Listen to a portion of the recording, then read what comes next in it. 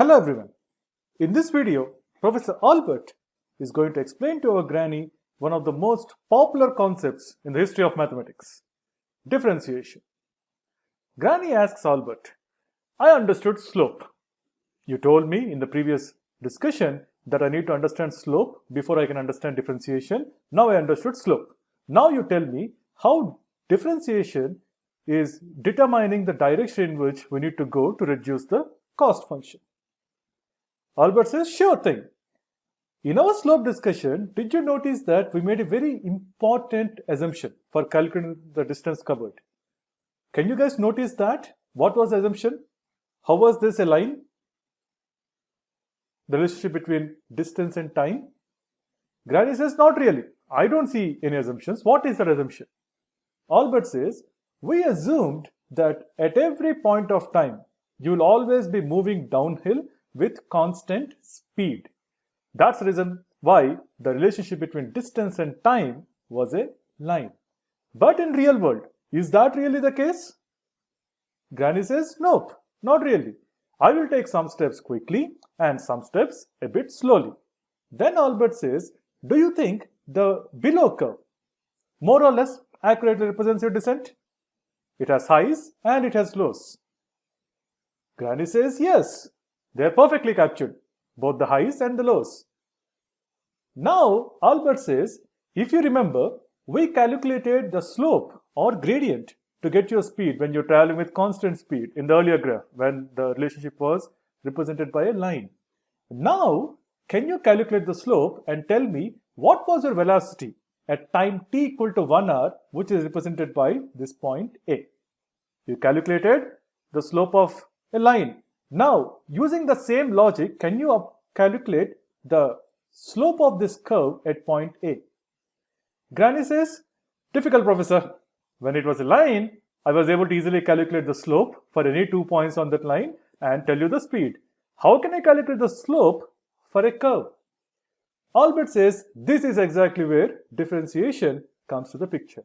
What differentiation does is, it approximates the curve to a line and helps us in calculating the slope at a particular point. So this way, it will be breaking down the complex curve into manageable lines and helping us understand at each point what is happening. Granny says, English please, how does differentiation do the approximation? Albert says, let me explain with an example.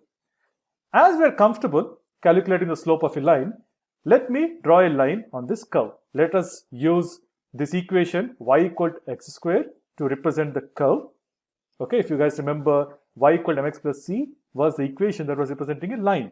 Now this is a curve, so y equal to x squared. Now we want to find out the slope of the curve at point A. Let us represent point A as x comma x squared.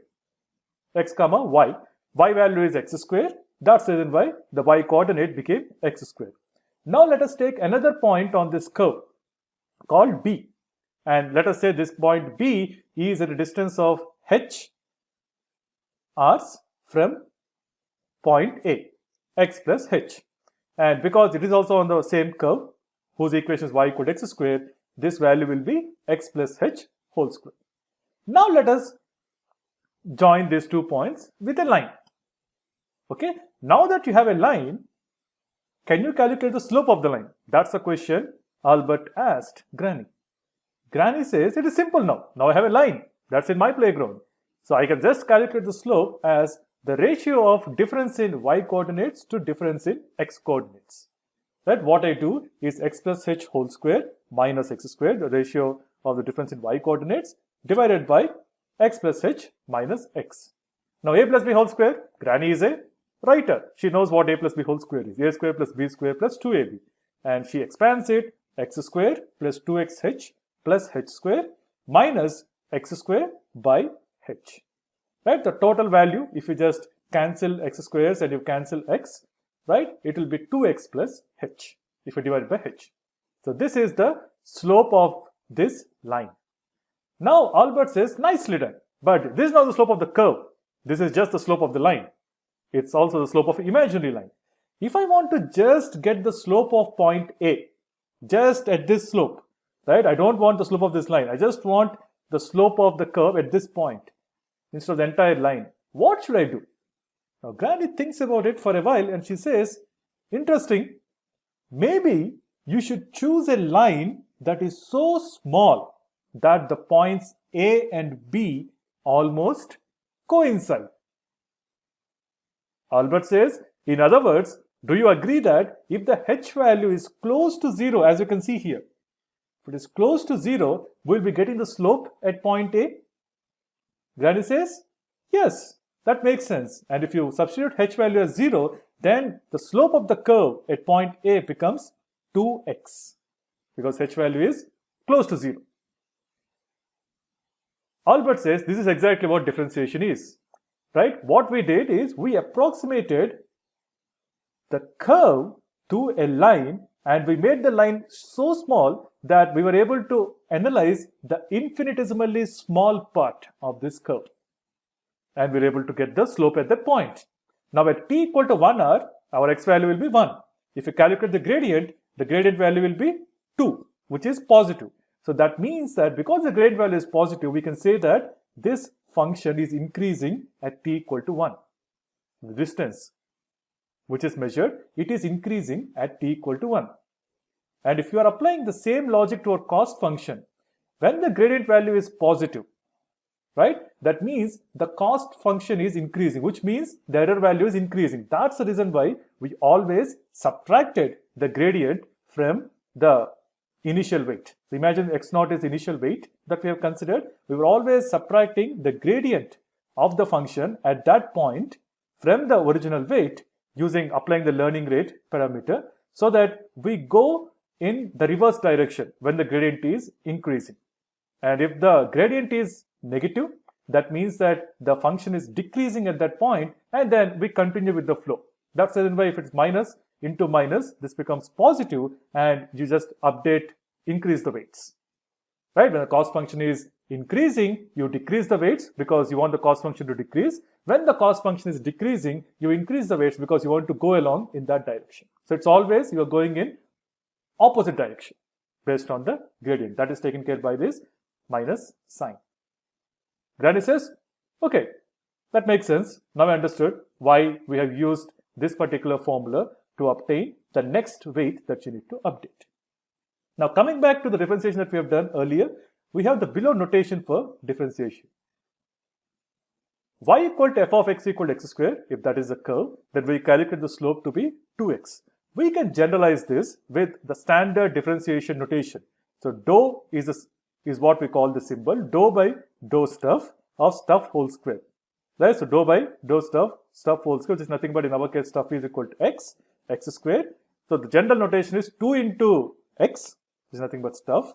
Right? That's exactly what we got, into dou by dou stuff of stuff, which is nothing but dou by dou x into x. Because dou x by dou x is 1, that's the reason why it is actually 2x into 1, right? This is a general way to denote this slope, the gradient for a curve. Granny says, okay, understood. The generalization principle, that is totally fine. Now she says, can you also show me how gradients are calculated for our cost function? Using differentiation, you apply differentiation to the distance function, right? Can you also apply it to the cost function and tell me how those gradients are obtained? Albert says, sure. So this is a cost function, this is a curve. Imagine we are at this point, A. Okay, now I'm differentiating. Differentiating is nothing but I'm going to break it down, this complex function, into small parts and calculate the slope of this particular cost function at a particular combination of weights. So what he does first initially is we'll first calculate the gradient of the cost function with respect to the intercept value c. This is the cost function. This is the generalized principle that we're going to use. So dou by dou c of 1 by 2m sigma yi cap is nothing but the predicted value. Yi is nothing but an actual value, whole square. If I apply this principle here, 2 into 1 by 2m into yi cap minus yi, that is nothing but the stuff value coming out, into dou by dou c into the stuff, yi cap minus yi. So if I do that, yi cap minus yi by m into dou by dou c into mx plus c minus yi. So here I'm replacing yi cap, which is the predicted value, by the equation of the line, because that is exactly what we do in the case of linear regression, right? We try to predict the value of y based on the equation of the line, mx plus c. I just substituted for predicted value. And then what I'm doing here is I'm just applying the differentiation to each of these quantities. So dou by dou c into mx plus dou by dou c into c minus dou by dou c into yi. Right? Now dou by dou c into mx is 0 because it is a mx is a constant. When you see it with respect to c, it is not changing. Right? Dou c by dou c is 1. Right? And yi is also just a constant because it's an actual value. Right? And it is not going to change with respect to c. It's a constant. That's the reason why the rate of change is 0. 0 plus 1 minus 0, and you get the final output as yi cap minus yi by m.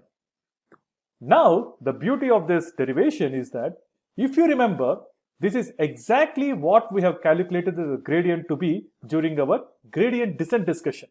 So yi cap minus yi by m is nothing but total number of samples in the data set, and if you approximate m equal to 1, then it is yi cap minus yi for the first sample. Right? Predicted value minus actual value. Gradient for c value is nothing but, if you take negative common, actual value minus predicted value. This is exactly what we have seen during a gradient descent discussion. Granny remembers that, and she says, yes indeed, this is the value that we have obtained at that point of time.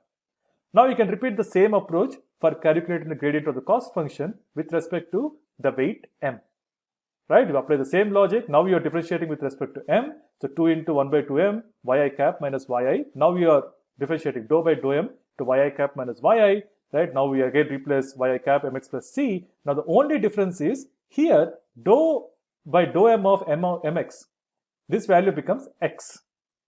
Right? Because you are differentiating with respect to m, and because x is already there, right? So you are getting x as the output for this.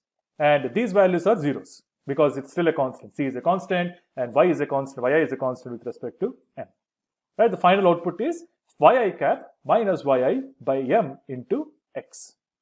Right? This is the same gradient value, if you remember, we obtained earlier for the m value. Right? So predicted value minus actual value into input variable, x is nothing but input variable, and this is exactly what we have done during our gradient descent discussion. And it says, nice. Now I remember. Now I understood how those values were obtained in that discussion. To summarize, Albert says, in the case of cost function, differentiation helps us calculate the slope for every combination of weights to understand how the cost function value is changing. At A, it calculates the gradient, and if the gradient is positive, then you will reduce the initial weights by the gradient amount, so that because you want the cost function value to decrease, right? If the gradient value is negative, that means the cost function is decreasing at that point of time, and you continue with the flow, right? Your goal is to reach point C. Granny says, awesome. This is surely an interesting concept. Thanks for explaining. In this video, we have seen what differentiation is. Differentiation helps in calculating the rate of change of a quantity at a chosen input value. Thanks a lot for watching.